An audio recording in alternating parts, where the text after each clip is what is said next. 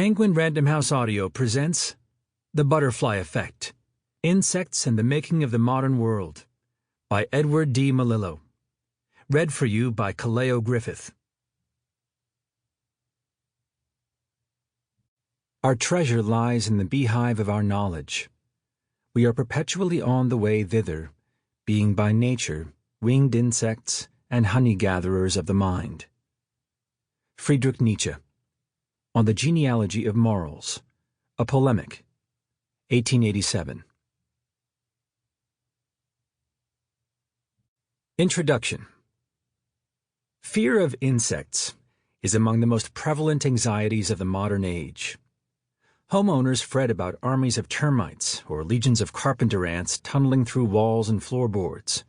Hotel managers dread bedbug infestations, and parents live in trepidation of lice colonizing the tender scalps of their unsuspecting children. Outbreaks of mosquito-borne diseases such as Zika, West Nile virus, yellow fever, malaria, and dengue fever provide forceful reminders of the devastating effects winged pests have had on humanity. In the realm of food production, insects play a similarly menacing role. The world's farmers spend upwards of $16 billion annually on insecticides in an endless struggle to thwart invasions of fruit flies, gypsy moths, aphids, locusts, ground beetles, and bollworms, which jeopardize harvests and threaten productivity. Despite this barrage of toxic deterrents, insects destroy an astounding 25% of the goods and services produced each year in developing nations. Economists have taken to measuring the impact of these creatures on a country's economic productivity as a key indicator of modernization. Insects have often fared no better in the popular imagination. Many Western cultures equate cockroaches, flies, maggots, and fleas with filth, decay, and moral degeneration. English, like other Western languages, hums with pesky bugs. Flies in the ointment, butterflies in our stomachs, ants in our pants, and bees in our bonnets. From the barfly getting buzzed at the Fleabag Motel to the obstinate bug in the system, predatory insects infest the vernacular environment. It is no wonder that so many Hollywood scriptwriters cast swarms of colossal creepy crawlies as their villains. But instead of pursuing the detrimental impacts insects, imagined and real, have had throughout history, this book will take you on a different journey. It traces the long arc of productive relationships between insects and people, revealing a fascinating array of unexpected human dependencies on our six-legged cousins. As it turns out, these tiny creatures are the living factories for many of the commodities that animate the modern world. Insects make many of the substances that pervade our daily lives: fabrics, dyes, furniture varnishes, food additives, high-tech materials, cosmetics, and pharmaceutical ingredients. When we bite into a shiny apple or enjoy a spoonful of strawberry yogurt, listen to the resonant notes of a Stradivarius violin, or watch fashion models strut down a runway, receive a dental implant, or get a manicure, we are mingling with the creations of insects.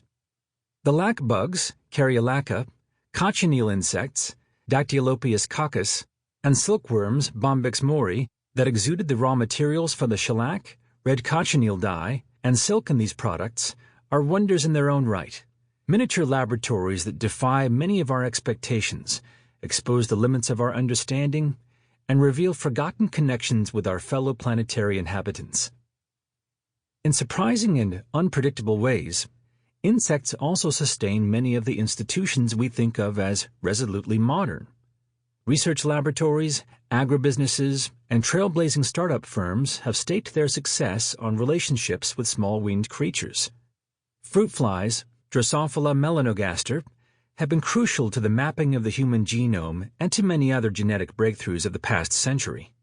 Bees, butterflies, beetles, and flies serve as prolific pollinators, ensuring the survival of 3/4 of the world's flowering plants and 1/3 of the planet's food crops. Crickets, grasshoppers, and mealworms have emerged as inexpensive protein sources, essential to the future prospects of the global food supply.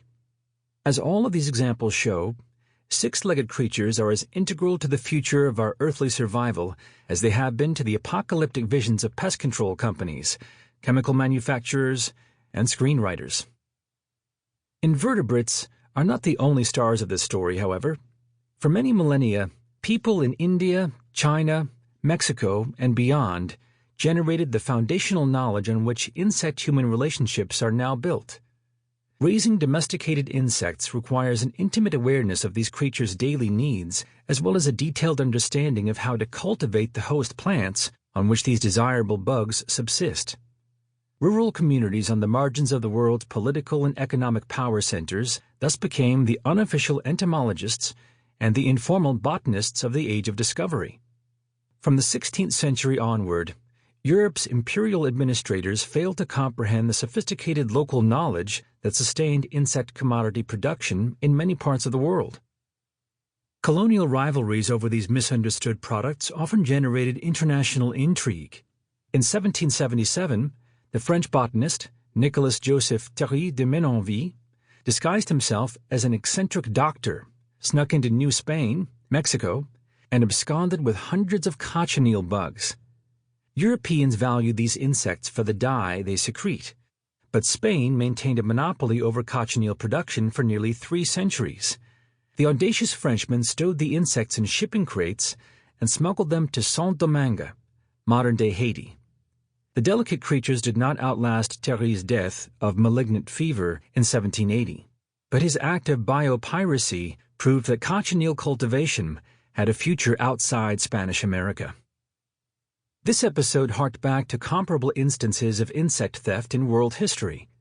In 552 CE, the Emperor Justinian convinced 2 Nestorian monks to smuggle silkworm eggs from China to the Eastern Roman Empire inside their bamboo canes.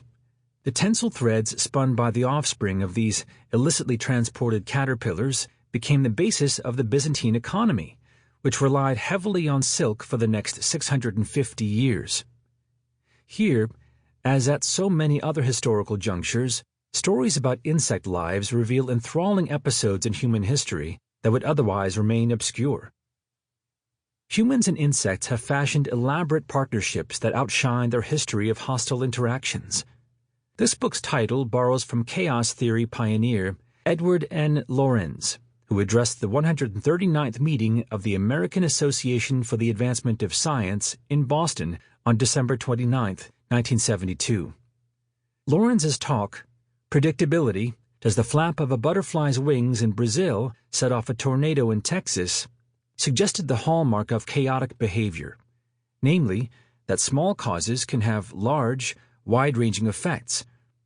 His lecture spawned the term butterfly effect. The book that follows explores how little creatures from a single class, Insecta, of invertebrates, have influenced every corner of our modern world. Without knowing it, I have spent most of my life preparing to write this book. My connection to butterflies began when I was 11. During the summer of 1984, I took an entomology course at the Children's School of Science in Woods Hole, Massachusetts. On the first day of class, a local naturalist named Becky Lash captivated a throng of rambunctious kids by setting a monarch butterfly, Danaus plexippus, on a watermelon wedge. This delicate creature proceeded to insert its proboscis into the fruit and take a long drink. Instantly, I identified with the thirst-quenching impulse of an organism that had, until that moment, seemed so stubbornly foreign. 2 decades later, I had a similar revelation about interspecies kinship. In the fall of 2003, I was living in Berkeley, California. Seeking a change of scenery, I drove down the Pacific Coast Highway to what was then the sleepy college town of Santa Cruz. While strolling along the city's oceanfront boardwalk, I noticed a flyer advertising guided tours of the Monarch Butterfly Reserve at Natural Bridges State Beach. I soon found myself following an affable young docent down a wooden footpath. She led my 6-person group to a canyon where at least 100,000 monarchs were roosting in a sheltered eucalyptus grove. These intrepid insects had made their annual 900-mile pilgrimage from the distant Rocky Mountains to this spot, one of several dozen monarch overwintering sites along California's coast. Clusters of velvety butterflies hung like bundles of folding fans in a bizarre... Sample complete. Ready to continue?